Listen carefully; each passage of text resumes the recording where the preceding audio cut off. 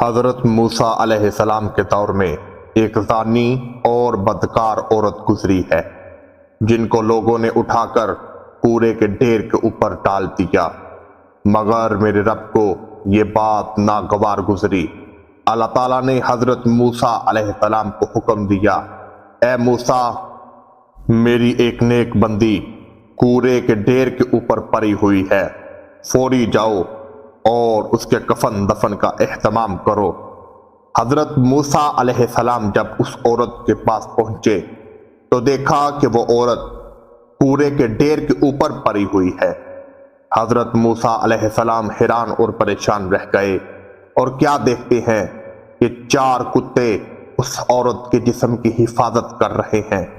حضرت موسیٰ علیہ السلام نے اپنی قوم کو اکٹھا کیا اور کہا کہ اے لوگو، یہ تم نے کیا کیا؟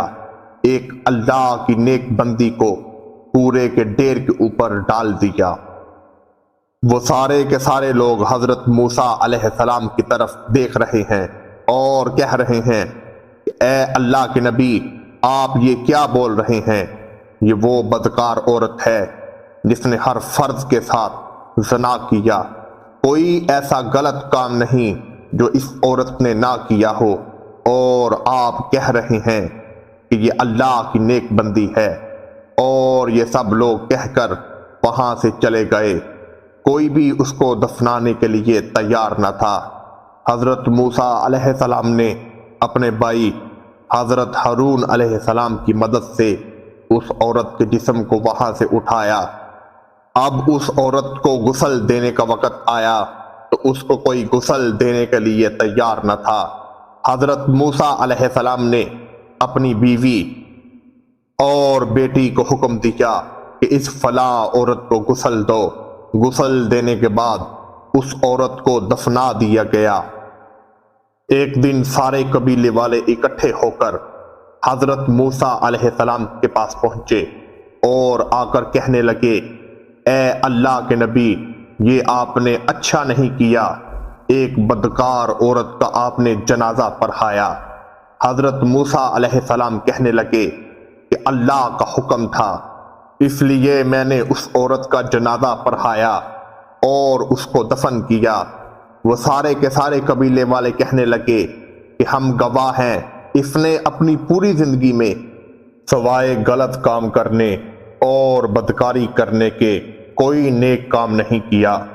اللہ کے نبی حضرت موسیٰ علیہ السلام قوم سے کہنے لگے کہ میں اللہ سے ملاقات کرنے کے بعد تم لوگوں کو بتاؤں گا کہ یہ اللہ کی نیک بندی کیسے بن گئی۔ حضرت موسیٰ علیہ السلام اللہ تعالیٰ کے پاس کوہ طور پہاڑ پر پہنچے اور جا کر عرض کی، اے میرے رب، اس عورت کا ماجرا کیا ہے؟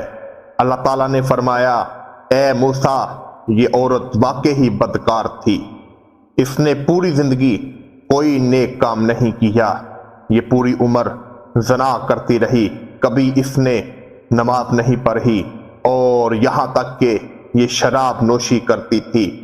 اللہ کے نبی حضرت موسیٰ علیہ السلام نے عرض کی، اے میرے رب، پھر اس عورت نے ایسا کون سا نیک کام کیا کہ تو نے اس کو جنت میں اعلیٰ مقام عطا فرما دیا؟ اللہ تعالیٰ نے حضرت موسیٰ علیہ السلام سے ارشاد فرمایا، اے موسیٰ، یہ ایک دن گزر رہی تھی کہ دیکھا کہ ایک کتے کا بچہ پیاس کی حالت میں مر رہا ہے۔ اس بدکار عورت کے دل میں رحم آ گیا، اس عورت نے کتے کے بچے کو پانی پلایا اور اس کی جان بچ گئی۔ اس کی ایک چھوٹی سی نیکی نے اس کے پیچھے والے تمام گناہوں کو دھو دیا، اور اللہ تعالیٰ نے اس کو جنت میں اعلیٰ مقام عطا فرما دیا۔ اللہ لا الہ الا هو الحی القیوم لا تأخذہ سنۃ ولا نوم۔ ہم تو اپنے بندے کی خطاؤں کو بخشنے والے ہیں، کیونکہ ہم تو اپنے بندے سے 70 ماؤں سے بڑھ کر پیار کرتے ہیں، مگر اے ناداں انسان، تو اپنے رب کو کیوں بول گیا؟ تجھے معلوم نہیں کہ اس کی رحمت کے دروازے ہر وقت کھلے ہیں۔ اے اللہ کے بندے، لوٹ آ۔